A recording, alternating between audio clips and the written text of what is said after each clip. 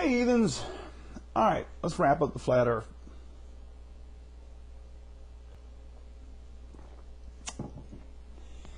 I got some of the typical responses that I expected from my video. One of those responses being not very much of a response from the Christians, Christian side of things, or at least not yet. Maybe somebody will come along and respond to it. Who knows? And I got the expected, people who just blindly avoided everything that I showed them. I got the expected. They watched the first part and then wanted to put off watching the rest and kind of poked and prodded. And I got the expected, oh, what does that matter? Response. What does it matter? What does it matter if a bunch of people 2,000 years ago thought that the earth was flat? Does that change anything? Good question. Here's the way I look at it. And this is the most important part. And regardless of whether or not you understand, agree, accept, whatever, that these people thought that the world was flat, or that God thought the world was flat, or the writers of the Bible thought the world was flat, or what definition it was that was in there, it really doesn't matter. It doesn't matter what you think that definition or that occurrence and that history was. It doesn't matter what I think. Here's the part that matters the most. In part 3, I explain how people, because of the verses in the Bible and how they interpreted it, because they thought the world was flat, restricted science from proceeding forward, and in fact burned a guy at the stake, beheaded another, and of course we talked about Galileo being sent on house arrest. He was, I guess, a little too prominent for them to really do anything to him. He had some fairly strong pull in various categories. But anyway, all of this to stop people from getting the information out that the world was not flat and that the earth did in fact revolve around the sun. Something that we all know today to be fact. We know this. But it was fought. And it wasn't fought for 100 years or 200 years.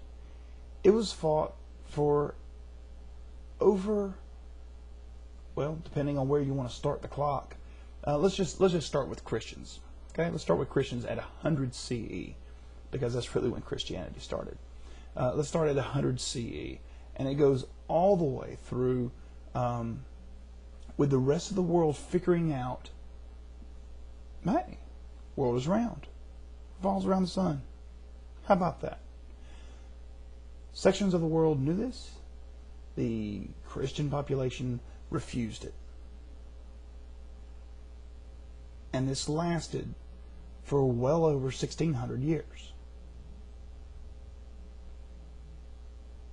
They fought it and fought it and fought it. A millennia goes by. A millennia and a half goes by with these people still fighting, all the way up to, and as Major Destruction showed, even to current day, there's people still trying to argue this thing.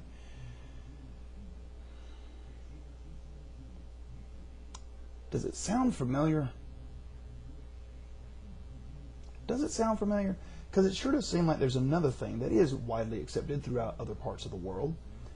Very prominently accepted as fact in various parts of the world. And yet, here we are in America with a group of Christian people that want to say, no, they're wrong. Let's not accept it and let's fight it. It's only been 150 years. Well, 160 now. Again, depending on where you want to start the clock. But isn't this the same story as evolution? Here's evolution. We have science, we have facts, we have things that we have to back up evolution. And here's the religious backing, trying to stop science from progressing. Here we have people talking about the flat earth and how, oh, no, it says circle, that means sphere. And now you have people who are going, oh, when it says a day in Genesis, it means like a span of time. It could be millions of years. No. You already see what happened with the flat earth happening with evolution.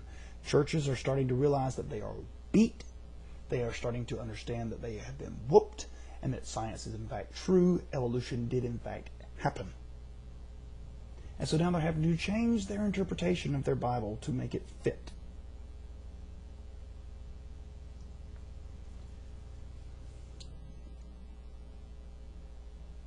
What does it all matter? What does it mean? It means let science do what science does. And get out of the damn way.